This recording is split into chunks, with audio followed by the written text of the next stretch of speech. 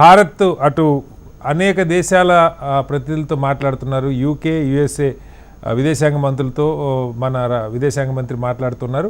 ఎప్పటికప్పుడు పరిస్థితిని భారత్ యుద్ధాన్ని అయితే కోరుకోవట్లేదు, మాది కేవలం ప్రతిస్పందన మాత్రమే తెలియజేస్తున్నప్పటికీ ఇది కొనసాగేలాగా, ఆపరేషన్ సింధూర్ కొనసాగేలాగే కనపడుతుంది. చెప్పి గారు ఎలా అర్థం చేసుకోవాలి?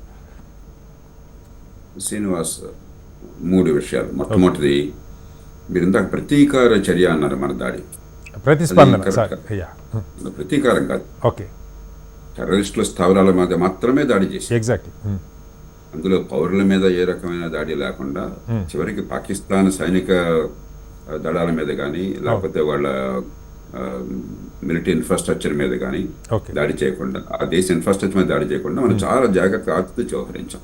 కాబట్టి ప్రతీకారం అన్నమాట కరెక్ట్ కాదు భారతదేశం నుంచి. రెండోది, ఖచ్చితంగా పాకిస్తాన్ ప్రజలతో సంబంధం లేదు. పాపం పాకిస్తాన్ సమాజం మన సమాజం లాంటిదే. కానీ పాకిస్తాన్లో ఉన్నటువంటి పాలక వర్గాలు, సైన్యంలో కావచ్చు, రాజకీయ వ్యవస్థలో కావచ్చు, అధికార యంత్రాంగంలో కావచ్చు, వాళ్ళు దశాబ్దాల పర్యంతం టెర్రరిజాన్ని పెంచి ప్రోత్సహిస్తున్నారు. దానిలో అసలు ఏమాత్రం సందేహం లేదు అంతర్జాతీయ సమాజానికి.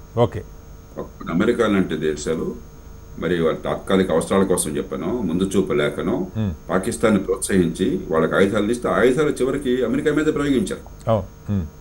మీకు ఆఫ్ఘనిస్తాన్లో తాలిబాన్ కానీ ఆ రోజుల్లో ఉన్నప్పుడు, లేకపోతే మన దేశమే సరే మనం రోజు చూస్తున్నాం జైషే మహమ్మద్ కానీ, లష్కర్ ఈ తైబా కానీ. అంచేత పాకిస్తాన్ పాలక వర్గాలు పూర్తిగా ఈ ఉగ్రవాదాన్ని పెంచడం వాళ్ళ రాజకీయ వ్యూహంలో, వాళ్ళ రక్షణ వ్యూహంలో, లేకపోతే వాళ్ళ దౌత్య వ్యూహంలో భాగంగా వాళ్ళు చేస్తున్నారన్న దానికి ప్రపంచంలో ఎవ్వరికీ ఎలాంటి సందేహం లేదు. అందుకే చివరికి చైనా లాంటి దేశం కూడా చాలా ఆచితూచి స్పందించింది. మీరు గమనించినట్టయితే భారత్ చేసిన దాడిని పట్ల చింతిస్తున్నాం అన్నదాన్ని ఖండిస్తున్నాం వల్ల. అదే సమయంలో టెర్రరిజాన్ని హతమార్చాలి, టెర్రరిజాన్ని మేము వ్యతిరేకమన్నారు. 2 దేశాలు పొరుగు దేశాలు అయినప్పుడు మరి కలిసి ఏదో రకంగా సహజీవనం చేయాలి, ఏదో రకంగా సయోధ్య కుదరాలన్నారు. చాలా మెజర్డ్గా ఇచ్చారు. చైనా లాంటి దేశం కూడా. చైనాకు మన పట్ల ప్రత్యేకంగా ప్రేమ లేదు, పాకిస్తాన్ పట్ల కోపం లేదు. అంచేత ఇది ఖచ్చితంగా ఈ టెర్రరిజాన్ని పాలక వర్గాలు పాకిస్తాన్లో అంతం చేయడానికి దీర్ఘకాలం, ఒక్కరోజు అంతం చేయలేరు వాళ్ళు చేయాలన్నా కూడా. దానికి సిద్ధపడితే తప్ప, ఆ సంకేతం వస్తే తప్ప మనకి వేరే మార్గం లేదు. మూడోది, ఇప్పుడు మన మీడియాలో కానీ సోషల్ మీడియాలో కానీ ఈ రోజుల్లో ఏమిటంటే చిన్నదాన్ని పెద్దదిగా చూపెట్టడం, నిరంతరం మళ్ళీ చూపెట్టేసి ఒక భయానికి వాతావరణం సృష్టించడం ప్రపంచంతో అలవాటు అయిపోయింది. ఆ నేపథ్యంలో ఆలోచించాల్సిన ఏంటంటే, ఒక రకంగా డ్రోన్స్ పంపించడం అన్నది ఎస్కలేటరీ చర్య కాదు, డీఎస్కలేటరీ చర్య. ఎందుకంటే డ్రోన్ వల్ల జరిగేటువంటి ప్రమాదం మనం ఒకటి పంపించినా వాళ్ళు ఇటు పంపించినా పరిమితమైనది. ప్రాణ నష్టం తక్కువ ఉంటుంది, మనుషులు ఉండరు కాబట్టి ప్రాణ నష్టం తక్కువ అవకాశం ఉంటుంది. వైమానిక దళాలు అంతేకాకుండా దానిలో ఉండే ఎక్స్ప్లోజివ్స్ ఒక ఉన్నా కూడా సాధారణ డ్రోన్స్ ఎందుకు 2 రకాలుగా పంపిస్తారు. ఒకటి, ఆ డ్రోన్ పంపించి సర్వేలెన్స్ కోసం అలాగే పంపిస్తారు. అంతకంటే ముఖ్యంగా ఆ డ్రోన్లు ఎప్పుడైతే మనం వస్తాయో మన రాడార్లు ఎక్కడున్నాయో పసికట్టి ఆ రాడార్ని ట్రాక్ చేయొచ్చు. అలాగే మనం డ్రోన్ పంపిస్తే అక్కడ రాడార్ సిగ్నల్స్ ని లాక్ చేసి మనం ట్రాక్ చేయొచ్చు. మూడోది, డ్రోన్లోనే ఎక్స్ప్లోజివ్స్ పెట్టి డైరెక్ట్ గా ఎక్కడైతే టార్గెట్ ని మనం అటాక్ చేయొచ్చు. ఈ రకమైనది మన మూడోది జరగట్లా ఈ డ్రోన్లతో. కానీ డ్రోన్లు ఉపయోగించే ఉదాహరణకి మనం భారతదేశం కూడా మన వాళ్ళు ప్రకటించారు. లాహోర్లో అక్కడ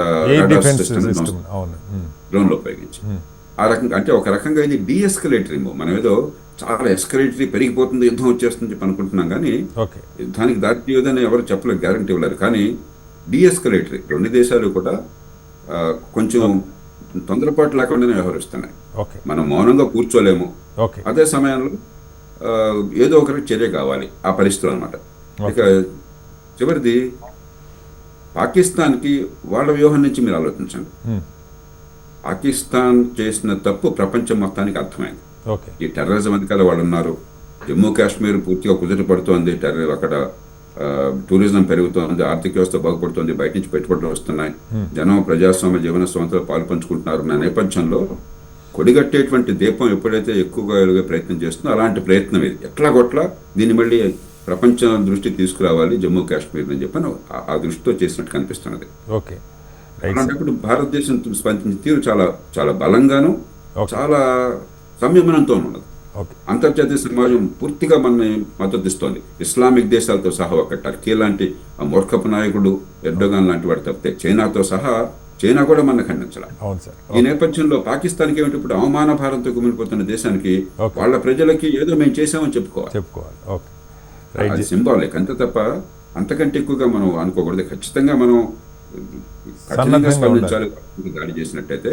ఓకే. కానీ యుద్ధ వాతావరణం బహుశా ఇంకా లేదని నేను అనుకుంటున్నాను. రైట్ బట్ రేపొద్దున ఏమవుతుందో చూద్దాం. ఇప్పుడు కొంతమంది ఒకళ్ళిద్దరు ఉగ్రవాదులే ఒక దేశాన్ని గందరగోళం చేసే పరిస్థితి ఉన్న ఆధునిక యుగంలో ఓకే. ఒక దేశం ఇంకో దేశాన్ని గందరగోళం చేయొచ్చు. ఓకే. రేపొద్దున ఇట్లుంటుందని ఎవరో చెప్పలేరు. అందులో పాకిస్తాన్ నుండి గందరగోళ స్థితి ఉంది. నాయకత్వం వాడి చేతుల్లో ఉందో తెలియదు. అక్కడ ప్రభుత్వానికి ఏమాత్రం అధికారం ఉందో మనకు తెలియదు. మనందరికీ తెలుసు ఎంత గందరగోళం ఉంటుంది అక్కడ. సైన్యంలోనే మళ్ళీ వర్గాలు ఉన్నాయని చెప్తున్నారు.